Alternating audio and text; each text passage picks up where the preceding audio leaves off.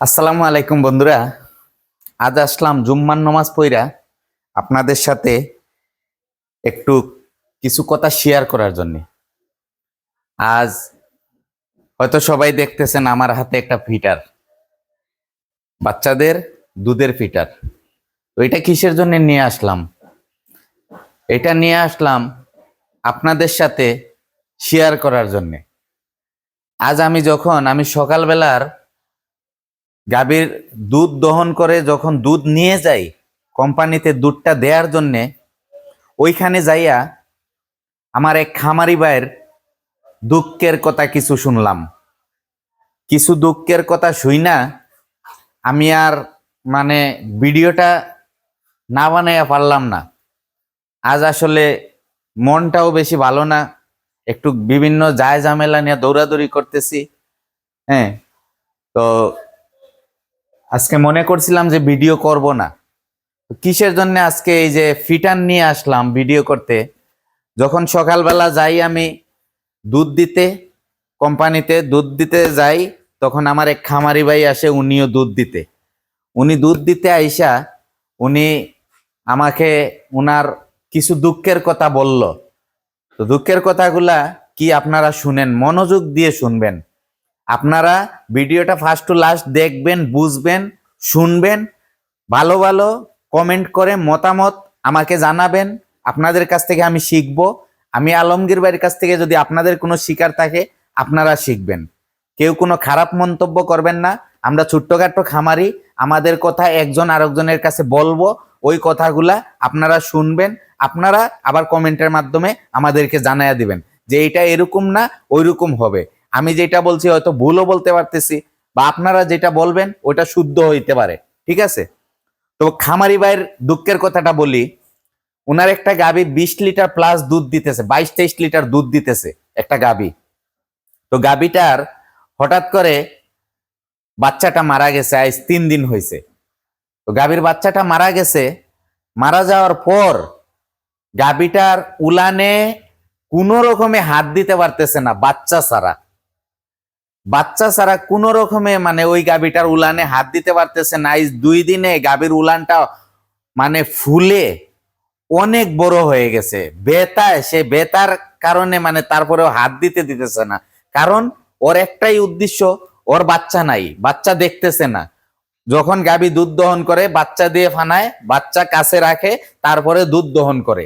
ঠিক আছে, তো উনারে আমি জিজ্ঞাসা করলাম যে আপনার বাচ্চা যে ডেলিভারির পর আপনারা কিভাবে কি করেন? যে বাচ্চা ডেলিভারির পর গাভীর কাছে ছাইরা রাইখা দেই, গাভী থেকে উলান থেকে দুধ খায়, আর আমরা ওই বাচ্চা দিয়ে ফানাইয়া আমরা দুধ দহন করি।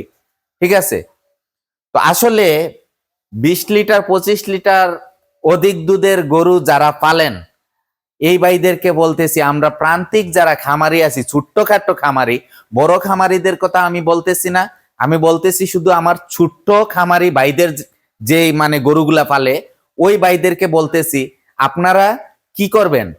আমি আমার ক্ষুদ্র জ্ঞানে যেটা আমরা এখন বর্তমানে এই শুরু করে দিছি, আমি আমার আয়ুব ভাই, আমরা এখন যখন বাচ্চা ডেলিভারি হবে, যেদিন বাচ্চা ডেলিভারি হয়, বাচ্চা ডেলিভারির সাথে সাথে পিছন থেকে আমরা বাচ্চাটা সরাইয়া দেই। আমরা ওই গাভীর কাছে বাচ্চা আনি না। যেহেতু আমরা গাভীর কাছে বাচ্চা আনি না, আমরা হাত দিয়ে ফানাইয়া আমরা দুধ দহন করি, আর গাভীর কাছ থেকে বাচ্চাটা সরাইয়া ওই বাচ্চার বর্তমানে মা হয় কে?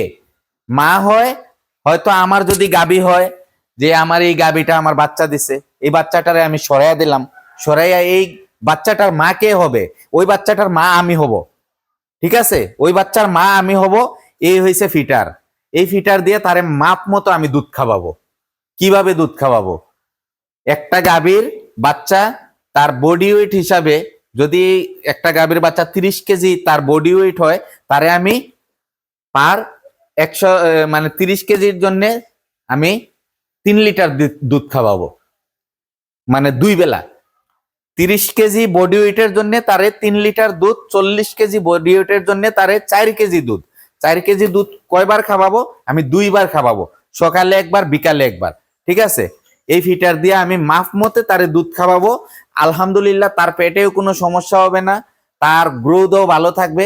আপনারা যদি বাচ্চার যদি বডি ওয়েট হিসাব করে যদি আপনারা বাচ্চাদেরকে দুধ খাবান, ওই বাচ্চাটা খুবই তাড়াতাড়ি বড় হবে। আপনার 0 দিন মানে একদিন থেকে আপনারা 90 দিন দুধ খাওয়াবেন। একদিন থেকে 90 দিন গইনা গইনা 91 দিন দুধ খাওয়ানো লাগবে না।